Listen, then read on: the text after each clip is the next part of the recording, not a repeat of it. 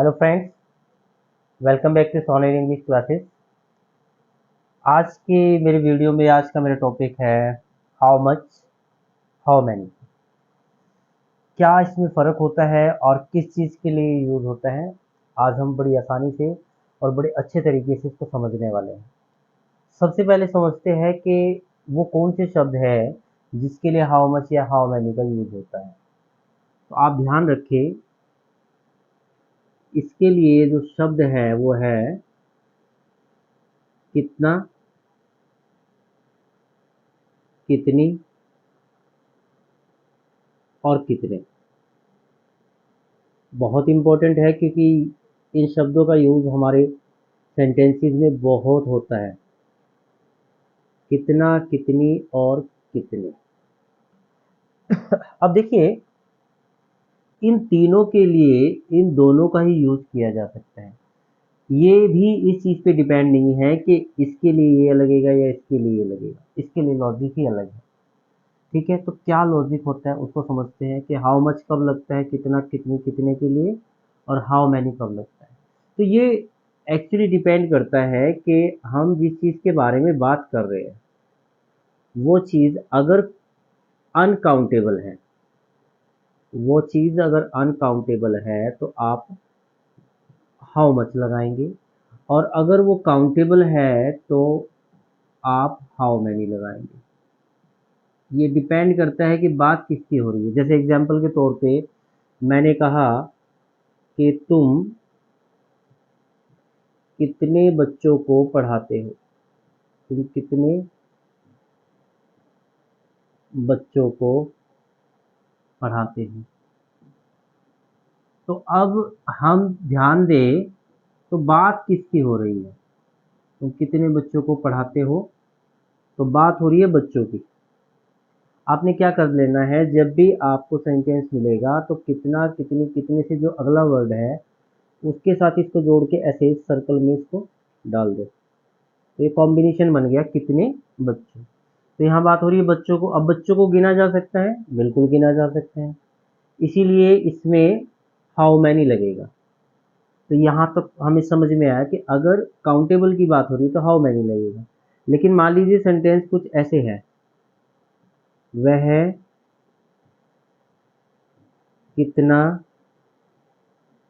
पानी पीता है, वह कितना पानी पीता है।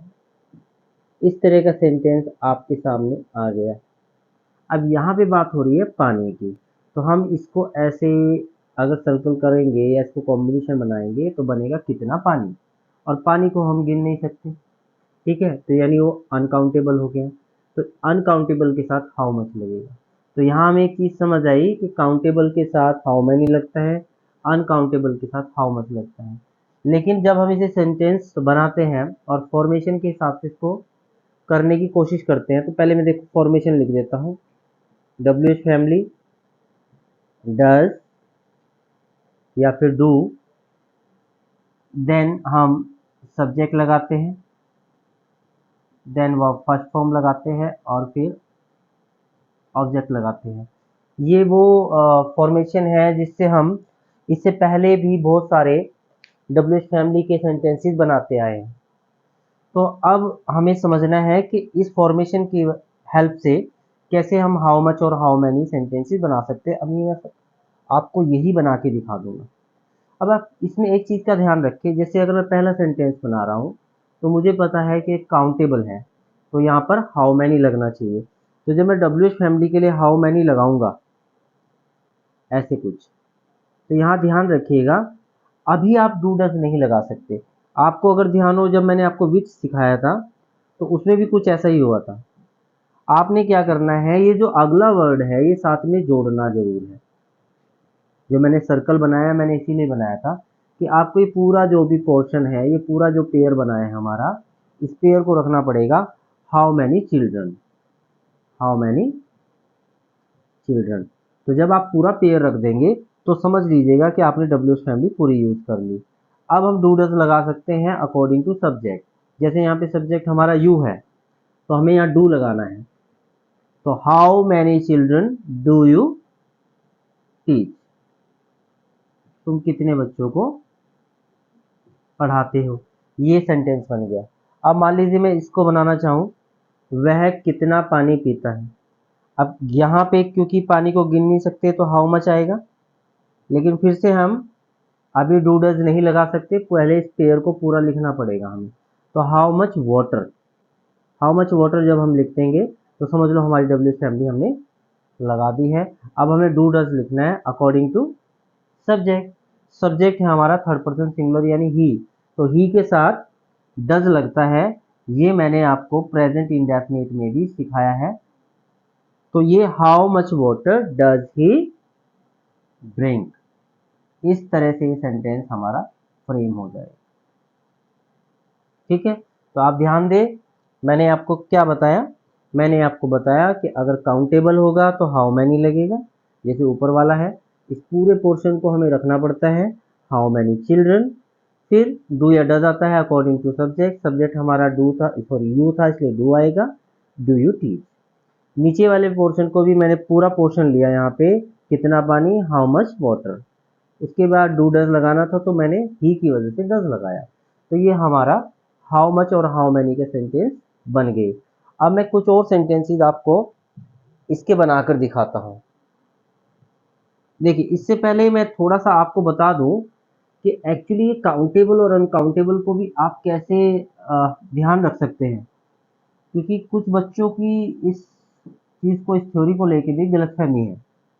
देखिए, काउंटेबल कभी भी आपने ये नहीं समझना कि जो बहुत सारी चीज़ें होती है वो, हाँ, जो चीज़ें कम होती है वो काउंटेबल होती है, और जो बहुत सारी चीज़ें होती है वो अनकाउंटेबल होती है। जैसे हमारे बाल है, अगर मैं किसी बच्चे से पूछूं कि काउंटेबल है या अनकाउंटेबल है, डेफिनेटली वो कहेंगे अनकाउंटेबल है। लेकिन आपको मैं सही बताऊं तो हमारे जो बाल होते हैं वो काउंटेबल होते हैं। अब इसका चक्कर क्या है, यहाँ पर जो काउंटेबल और अनकाउंटेबल को जानने का जो तरीका है वो क्या है कि अगर कोई चीज़ को हम काउंट कर सके, यानी 1 2 3 4 5 ऐसे किया जा सकता है, 1 2 3 4, तो इट मीन्स वो काउंटेबल है। जैसे हमारे बाल है, चाहे वो कितने भी है, मैं ये कह सकता हूँ कि बहुत सारे होते हैं, लेकिन क्या बालों को गिना नहीं जा सकता? क्या हम एक एक बाल को ऐसे करेंगे 1 2 3, तो पॉसिबल तो है। तो अगर किसी को ऐसे 1 2 3 4 किया जा सकता है, दैट इज काउंटेबल। अब जैसे आपके सामने पानी बह रहा है, अब बहते हुए पानी को आप 1 2 3 4 नहीं कर सकते, इसलिए वो अनकाउंटेबल होता है। तो मैं सिर्फ 3 चीजें बता रहा हूँ आपको, जो आपने इधर अनकाउंटेबल में रखनी है, बिल्कुल आसान हो जाएगा आपके लिए काम। सिर्फ 3 चीजें ऐसी है जिनके साथ आप हाउ मच लगाना, बाकी सबके साथ हाउ मैनी लगा देना, कोई प्रॉब्लम नहीं है। अब वो 3 चीजें क्या है, देखिए, वो 3 चीजें हैं। एक तो है लिक्विड। अगर कभी किसी लिक्विड की बात होती है, जैसे वाटर है, सॉफ्ट ड्रिंक है, कोल्ड ड्रिंक है, टी है, कॉफ़ी है, कभी भी इन चीज़ों की बात होगी तो हाउ मच लगाइएगा। इसके अलावा अगर अब्स्ट्रैक्ट नाउन है, अब अब्स्ट्रैक्ट नाउन क्या होता है? अब्स्ट्रैक्ट नाउन वो होता है जो ऐसी कोई चीज़ जिसको हम देख नहीं सकते, छू नहीं सकते, और जिसको हम टच नहीं कर सकते, महसूस नहीं कर सकते, सॉरी, महसूस कर सकते सिर्फ, टच नहीं कर सकते, देख नहीं सकते, छू नहीं सकते। एग्जाम्पल के तौर पे मान लीजिए मैं एक वर्ड लिखा, देखो यहाँ पे ध्यान दीजिए आप, मैंने एक वर्ड लिखा नॉलेज। अब ये अपने आप में बहुत स्ट्रॉन्ग वर्ड है नॉलेज। अब नॉलेज, जैसे अब मान लीजिए मुझे इंग्लिश की नॉलेज है, तो वो नॉलेज कहीं ना कहीं मेरे पास है। आप नॉलेज को, मेरी नॉलेज को टच नहीं कर सकते हो, वो कंक्रीट नहीं। जैसे मार्कर है, देखिए ये मार्कर को मैं टच कर सकता हूँ ना, लेकिन नॉलेज वर्ड को टच नहीं किया जा सकता, उसको आप देख भी नहीं सकते। आप नहीं कह सकते कि सर हमने तो देखा है नॉलेज तो ऐसी होती है, या ऐसी होती है, या ऐसी होती है, नो, उसका कोई फॉर्म नहीं है, उसकी कोई फिगर नहीं है। तो ये अब्स्ट्रैक्ट है कहीं पे, अब्स्ट्रैक्ट है। इसमें जैसे आप एंगर ले सकते हैं, गुस्सा, या लव, हेट, ये सारी चीज़ें जो है हमारी अब्स्ट्रैक्ट नाउन में आती है। अगर आपको थोड़ा बहुत हिंदी व्याकरण की थोड़ी अगर ज्ञान हो, तो जो भाववाचक संज्ञाएं होती है वो होती है अब्स्ट्रैक्ट नाउन। तो अगर कभी अब्स्ट्रैक्ट नाउन की बात होगी तब भी आप हाउ मच लगाएंगे। जैसे आप अपने देश से कितना प्यार करते हैं, आप अपने देश से कितना प्यार करते हैं, तो कितना प्यार कॉम्बिनेशन बन रहा है ना, तो हाउ मच लव। तो एक हो गया लिक्विड, एक हो गया एब्स्ट्रैक्ट नाउन, तीसरी चीज जो है वो एक ऐसी चीज है जो आपको ये लगेगा कि यहाँ पे होनी चाहिए, और मुझे भी लगता है कि वो इसी कैटेगरी में आनी चाहिए, लेकिन इंग्लिश ग्रामर ने उसको यहाँ पे ही रखा है, वो है मनी। पैसे को अनकाउंटेबल में रखा गया है, इसके साथ हाउ मच लगता है। हालांकि हम सबको यही लगता है कि ये इधर होना चाहिए, लेकिन अब इन्होंने रखा है तो हमें मान के चलना ही पड़ेगा। तो पैसे की अगर बात होगी तो हाउ मच लगेगा। अब पैसे से यहाँ मतलब बच्चे सिर्फ पैसे नहीं है, ऐसे जितने भी वर्ड है जिनमें पैसा इन्वॉल्व हो सकता है, जैसे रेंट है या सैलरी है, ठीक है, या प्राइस है, वो सब इसी में आएगा। ठीक है, जैसे मान लीजिए हम बाजार में कोई सामान लेने जाते हैं, कोई गिफ्ट लेने भी जाते हैं, तो हम उनसे इतना बोल दे अगर हाउ मच, तो वो समझ जाते हैं भाई प्राइस की बात हो रही है।